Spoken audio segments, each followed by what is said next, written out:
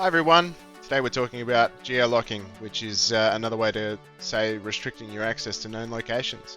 Essentially, the concept here is bringing the location of your users to a specific known set. So if you've got a head office, you're restricting the IP address to that head office. If you know that your users only ever log in from Australia, it's restricting that access to a specific known set of principals there. The idea is that in doing this, you are removing access from those countries that you would not expect that access from. So places like India, China, Russia. And so by removing that access and bringing it in-house, you can really reduce that security footprint that provides a reduced attack surface for you, and it gives you a lot of bang for buck. One of the interesting stories that I've come across that sort of comes into this area there is that this SOC analyst was going through and they were implementing this geolocking kind of mission set in their thing, and they were running an audit to figure out what was going on. And the SOC analyst actually identified a user that was logging in after hours from India, and they were connected via the VPN. Anyway, this person's gone in and they've shut down the PC remotely and replaced it with a new one and re-imaged it.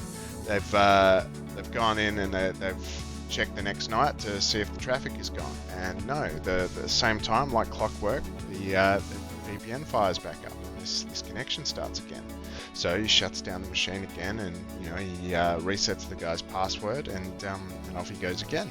Anyway, the next night at 10 o'clock, exactly at the same time, the connection reestablishes, and it's this new machine every time it happens. So he goes and he shuts down the connection again, and goes and has a chat to the bloke, and the guy's always been a good worker. He's always diligent. He's always overperforming, getting all of his work done, and generally everything's pretty happy with it.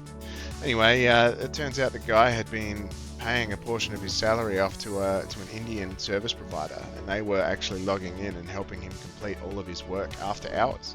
And so in doing this geolocking procedure, that actually worked out that someone was not necessarily committing fraud as such, but they were actively committing fraud against the company and offshoring or outsourcing data that shouldn't be leaving the country's borders. And so eventually that guy lost his job, as in not the SOC analyst, the guy that was outsourcing it, but it's one of those like really quick wins that can identify something that really adds a layer to your security. And that's really what we're here for, right? We're here to add a layer or a defense in depth strategy to our environments and make it a little bit harder.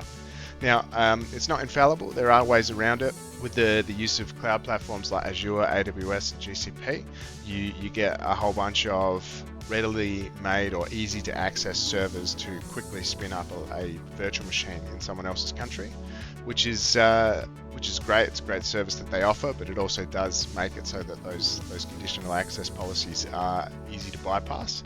With that said, again, it's about creating a layer of complexity. If you can make it so that they have to jump through 11, 12, 13, 100 hoops to get into your environment, and that's 100% the way to do it. Anyway, thank you for joining me here today. I know it's a really short one, but I do appreciate your time with me, and I hope to see you in the next one.